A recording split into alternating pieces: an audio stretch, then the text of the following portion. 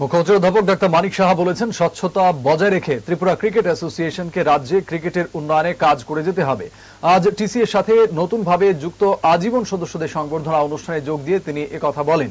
রাজধানীর একটি হোটেলে রাজ্য ক্রিকেট সংস্থার এই অনুষ্ঠানে অংশ নিয়ে মুখ্যমন্ত্রী আরো বলেন, যারা আজীবন সদস্য হিসেবে টিসি এর সাথে যুক্ত হয়েছেন, আপনারাও রাজ্য ক্রিকেটের উন্নয়নে কি করা দরকার সময়ে সময়ে পরামর্শ দেবেন।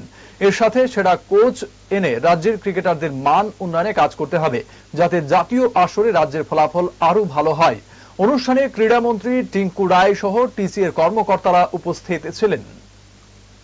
কিন্তু ক্রিকেট অ্যাসোসিয়েশন কে নিয়ে বা ক্রিকেটের বিষয় নিয়ে অনেক সময় অনেকে এটা নিয়ে আলোকপাত করে।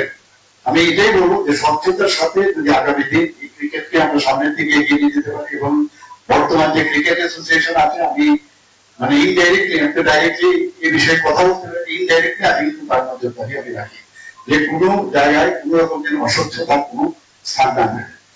কারণ এগুলো কিন্তু হয় যখনই কোন একটা বিশেষ একটা জায়গা থাকে যেখানে পয়সার বিষয় আছে, সেখানে কিন্তু অনেকের আবার এখানে ইন্টারফেয়ার করার একটা টেন্ডেন্সি থাকে। এগুলো হতো আগরতলা কেন্দ্রিক ছিল, আগরতলা হতো, কিন্তু এখন আগরতলা না, এখন সারা রাজ্যে যেন খেলাধুলার প্রচার এবং প্রসার দুটোই ঘটে।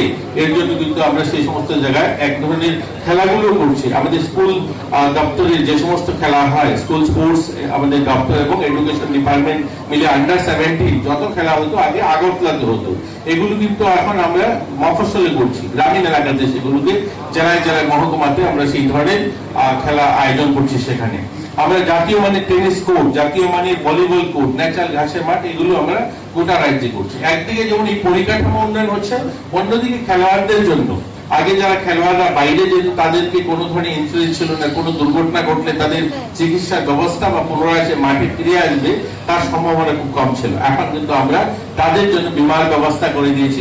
আজকের যে অনুষ্ঠানটা আমরা করেছি, এবারে আমরা যে 79 নতুন লাইফ মেম্বার নিয়েছি তাদেরকে বরণ করে নেব।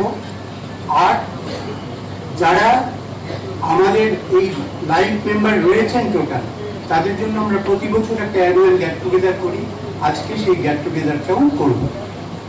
এখন কথা হচ্ছে যে এখানে একটা তাৎপর্য রয়েছে life member day. Tripura cricket association সত্যিকারের 1969 থেকে শুরু হয়ে এসছে।